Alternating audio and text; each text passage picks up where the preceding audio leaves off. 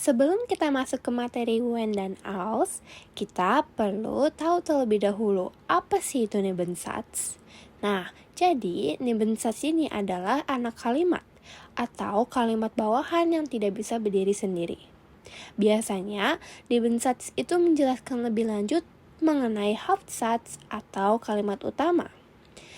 Nah, dalam tata bahasa Jerman, Nebensatz ini selalu memiliki susunan kata kerja di akhir kalimat. Contoh kata penghubung Nebensatz yang sering dipakai adalah weil, das, dan yang akan kita bahas hari ini adalah when dan als. When dan als memiliki arti yang sama, yaitu saat, ketika, atau juga bisa sebagai jika. Tetapi penggunaannya berbeda. Fungsinya tentu saja untuk menghubungkan dua kalimat. When itu digunakan untuk menjelaskan kejadian yang bisa terjadi berulang-ulang atau di masa lalu, sekarang, atau masa yang akan datang. Sedangkan als digunakan untuk menjelaskan kejadian yang hanya terjadi sekali atau sekali seumur hidup. Kata als hanya bisa digunakan pada kalimat past tense, preteritum, dan participe perfect. Untuk penggunaan regelnya atau susunan kalimatnya sama seperti penggunaan weil und das. Verbnya terletak di akhir kalimat. Nah, sekarang kita bahas dulu strukturnya atau susunan kalimatnya. Untuk Hauptsatz atau kalimat utama, susunannya itu terdiri dari subjek plus kata kerja plus objek plus Angabe atau kata keterangan, koma, when atau als plus subjek plus objek plus keterangan plus kata kerja di akhir. Nah, yang perlu diingat adalah di Nebensatz itu kata kerjanya selalu ditaruh di akhir kalimat ya. Sekarang kita akan masuk ke penggunaan kata wenn. Yuk kita lihat dulu contoh kalimat ya. Ich treffe meinen Großvater. Ini adalah kalimat utama atau Hauptsatz dengan struktur subjek plus verb plus objek. Ich gehe in den Supermarkt. Ini adalah kalimat bawahan atau Nebensatz dengan struktur subjek plus verb plus Ergänzung plus Zeitangabe.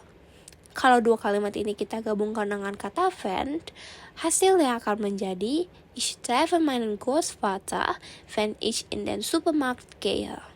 Artinya, aku bertemu kakekku kalau aku pergi ke supermarket.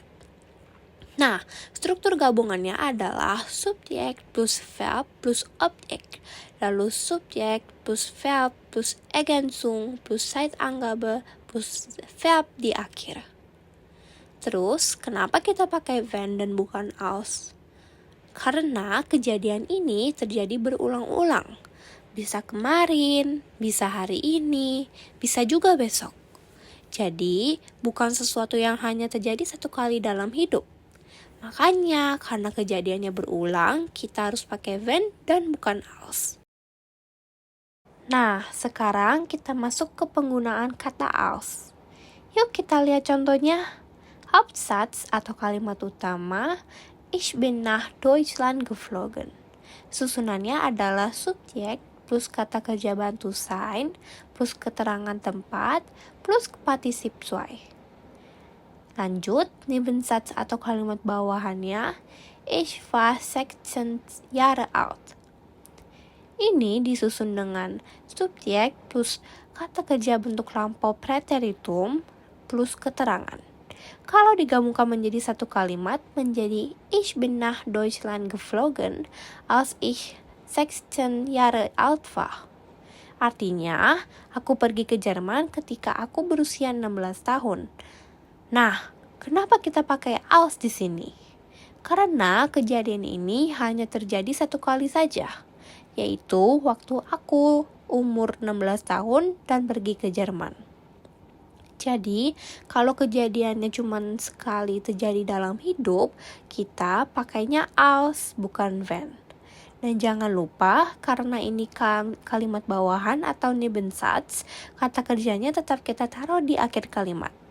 Struktur lengkapnya menjadi subjek plus Hilfsverb plus Ort plus Partizip 2, als plus subjek plus keterangan plus Verb di akhir.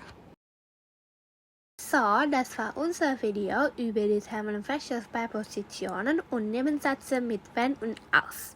Wir hoffen, dass ihr etwas Neues gelernt habt. Vielen Dank fürs Zuschauen. Viel Spaß und Erfolg beim Deutsch lernen. Tschüss und bis bald!